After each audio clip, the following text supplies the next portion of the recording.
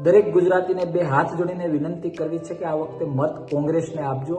બીજેપીને રોકવી ખૂબ જરૂરી છે, કારણ કે આપણી સંસ્કૃતિમાં જે માણસ કમિટેડ ન હોય એના ગોરાનું પાણી પીવું પણ પાપ છે. એ આપણા દાદાએ, આપણા વડીલોએ આપણે શીખવાડેલું છે. બીજેપીનો કોઈ મિત્ર કે તમારો સ્નેહી તમને મળવા આવે, મત માંગવા આવે તો એને 2-5 પ્રશ્નો પૂછજો. એને કહેજો કે મોંઘવારી ઘટાડીશું એવી મોટી મોટી વાતો કરીને ગુજરાત અને દેશને તમે ગુમરાહ કર્યો. આજે મોંઘવારી આત્મહત્યા કરવાનું મન થાય એટલી હદે તમે વધારી દીધી છે. એનો જવાબ શું છે તમારી પાસે? એમને એ પૂછજો કે ધર્મમાં સમર્પણ હોય, પણ તમે તમારા સ્વાર્થ માટે ધર્મનો ઉપયોગ કરીને દેશને તોડવાનું કામ કર્યું. ચલો, તમારું પાપ તમને મુબારક. પણ ધર્મની વાતો કરો છો તો છેલ્લા 30 વર્ષમાં ગુજરાતમાં કેટલા મંદિર બંધાણા અને કેટલા મંદિર તમારા દ્વારા તોડવામાં આવ્યા એનો આંકડો અમે સવિનય માંગીએ છીએ. તાકાત હોય તો આપો. શિક્ષણ કે જે આવતીકાલ માટે ઉજાગર કરવા માટે ખૂબ જરૂરી છે, એમને ભાજપના એ વ્યક્તિને, એ સ્નેહીને એ પણ પૂછજો કે સરકારી શાળાઓ કે જેમાં આજના મોટા ભાગના ભાજપના લોકો ભણીને દેશને તોડવા નીકળ્યા છે, એ ગરીબનું એક હૃદય એવી સરકારી શાળાઓ તમારા શાસનમાં કેટલી બની અને કેટલી બંધ થઈ એનો જવાબ અમે સવિનય માંગીએ છીએ. આવું ભાજપવાળાને પૂછજો. આવી તો આખી સિરીઝ છે કે જે વાસ્તવિકતા તમે જાણશો. સાહેબ, બીજેપી કે બીજેપી જેવો કોઈ પક્ષ કોંગ્રેસને 1000 વખત કે લાખ વખત ખરાબ ચિતરવાના પ્રયત્ન કરે અને ગાળો દે, પણ મારા શબ્દો યાદ રાખજો, માવતર પાર્ટી જ રહીએ. ખેતર હોય તો મોસમ થાય ન થાય એ 2 નંબરની વાત છે, પણ 7/12માં તમારું મારું નામ છે, કોંગ્રેસની બેન છે, એ તમને મને ખબર હોવી જોઈએ. આ વાત તમે ભાજપના સ્નેહીને, નેતાને, મિત્રને કહેજો કે શું તમને ખબર છે કે 7/12માં જે તમારું નામ છે because of Congress, because of આઝાદી. આવું તો ઘણું બધું છે. વિકાસની ખોટી વાતો થાય છે. ગરીબ તો ત્યાંનો ત્યાં છે.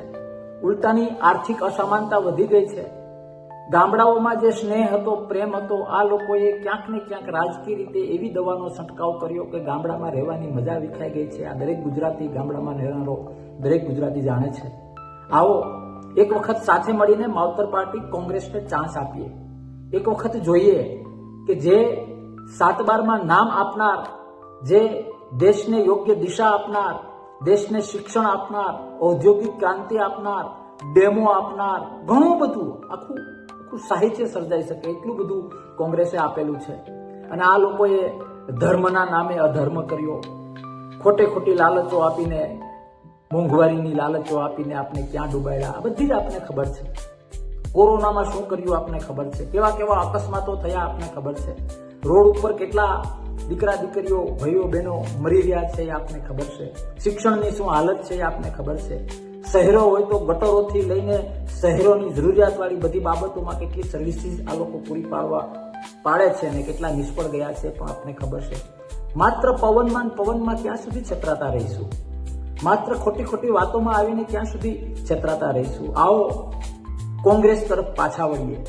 કોંગ્રેસને એટલી તાકાતથી જીતાડીએ કે લોકોને ખબર પડે કે જૂઠ લોકશાહીમાં ન ચાલે. છેતરવા નીકળેલી ટોળકી લોકશાહીમાં ન ચાલે. લોકશાહીમાં માર્કેટિંગ ન ચાલે. લોકશાહીમાં માત્ર લોકોએ મૂકેલા વિશ્વાસને આધારે જે કામ કરે છે, જે કોંગ્રેસે કર્યા છે એ જ ચાલે. તમારો ઉમેદવાર કોઈ પણ હોય, કોઈ પણ સમાજનો હોય, કોઈ પણ વિસ્તારનો હોય, કોઈ પણ જ્ઞાતિનો હોય, કોઈ પણ ધર્મનો હોય, આ વખતે નક્કી કરીએ કે પંજા સિવાય બીજી કોઈ વાત નહીં. આ વખતે નક્કી કરીએ કે કોઈ પણ સંજોગોમાં મારો ભાઈ લડતો હશે બીજી પાર્ટીમાંથી તો પણ હું આ વખતે મત તો કોંગ્રેસને જ આપીશ. ભરોસો છે મને એક ગુજરાતી પર કે વાસ્તવિકતા સમજશે. આ લોકોએ આભાસનો પર્વત જે ઊભો કર્યો છે એનાથી છેતરાશે નહીં. બહુ છેતરાણા. ધર્મના નામે લાલચ, સ્વાર્થ, પ્રાંતવાદ, જ્ઞાતિવાદ, ધર્મવાદ, ખોટી વાતો, ઘણું બધું છેતરાયા. હવે છેતરાઈશું તો ક્યાંક ને ક્યાંક અરીસા સામે ઊભું રહેવામાં આપને લોકશાહી પ્રેમી તરીકે શરમ આવશે. આવો, છેતરાવું નથી. આ વખતે કોંગ્રેસને લાવીએ. એક માવતર પાર્ટી કે જે આઝાદીથી આજ લઈને આજ સુધી સતત રાષ્ટ્ર માટે, લોકશાહી માટે માર્કેટિંગમાં રૂપિયા ખર્ચા વગર કામ કરતી આવે છે.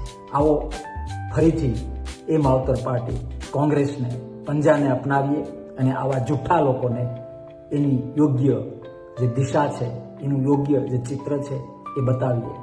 અને બીજી વાત, આમ આદમી પાર્ટી એ ભાજપ સર્જિત ઉધઈ છે, જે લોકશાહીને ખાવા માટે નીકળી છે. એનાથી પણ સાવધાન રહીએ.